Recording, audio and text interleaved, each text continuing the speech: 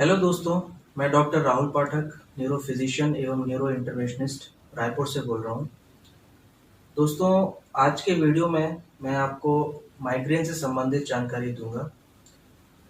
Migraine क्या होता है, माइग्रेन के क्या लक्षण होते हैं, माइग्रेन कितने तरीके का होता है और माइग्रेन किन किन चीज़ों से बढ़ जाता है, इसके बारे में जानकारी दूंगा। माइग्रेन की समस्या आजकल अधिकांश लोगों में देखने को मिल रही है। आमतौर पर इसे एक सामान्य सिरदर्द माना जाता है, लेकिन यह साधारण सिरदर्द नहीं है, बल्कि एक विशेष तरीके का एक सिरदर्द होता है जिसमें सिर के आधे हिस्से में दर्द होता है और उसके साथ में उस हिस्से में छनछनाहट भी महसूस होती है। एक रिपोर्ट के अनुसार माइग्रेन विश्व स्तर पर काफ़ी तेज़ी से फैल रहा है, जिसमें 6 से 7 लोगों में से एक व्यक्ति माइग्रेन से पीड़ित है और अगर भारत की बात की जाए तो लगभग 1.5 करोड़ लोग इससे प्रभावित हैं। इसके बावजूद लोगों में माइग्रेन के उपचार से संबंधित तरीकों के प्रति जागरूकता की बेहद कमी है और इसके कारण इस सिर दर्द की बीमारी का वे सही इलाज भी नहीं करा पाते हैं। इसलिए ज़रूरी है, आवश्यक है कि उन्हें माइग्रेन की सही जानकारी दी जाए, जिससे वे सिर की बीमारी से सतर्क रहें। दोस्तों, आगे मैं आपको बताना चाहूँगा कि माइग्रेन होता क्या है। माइग्रेन क्या है? माइग्रेन आमतौर पर एक मीडियम इंटेंसिटी या सीवियर इंटेंसिटी का एक दर्द होता है, जिसमें सिर के आधे हिस्से में भारीपन महसूस होता है। इसके अलावा इसमें अधिकांश लोगों को सिर दर्द के साथ-साथ अन्य लक्षण जैसे उल्टी होना, चक्कर आना, दिखने में परेशानी होना इत्यादि लक्षण भी दिखाई देते हैं।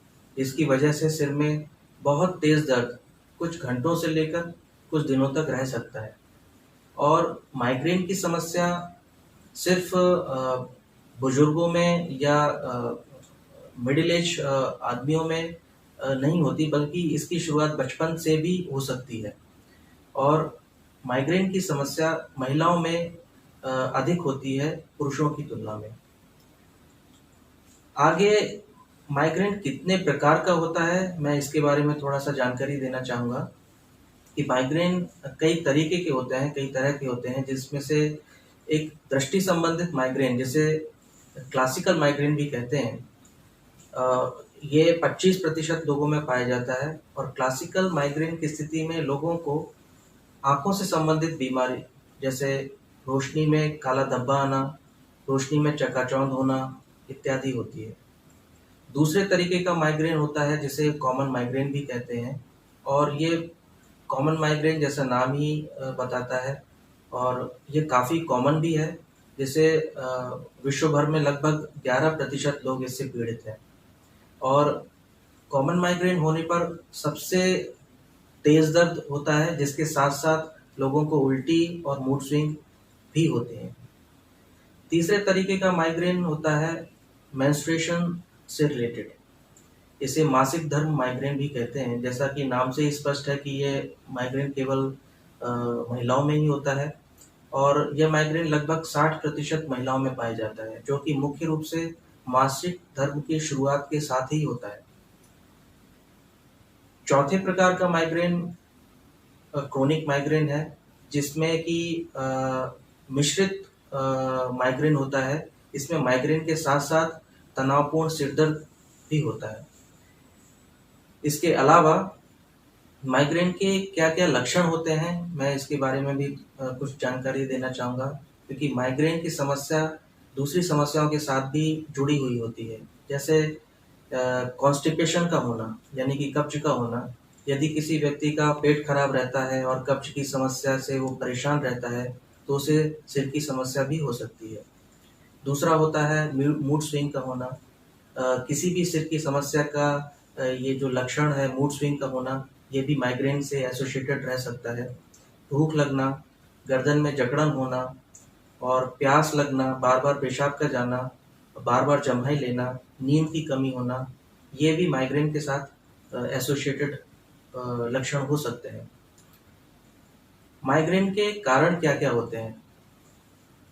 ये माइग्रेन बहुत से केसेस में माइग्रेन का सही कारण पता नहीं चल पाता है लेकिन अधिकतर केसेस में जो माइग्रेन के कारण स्पष्ट रूप से होते हैं, उनमें पहला कारण है कि हार्मोन का परिवर्तन होना।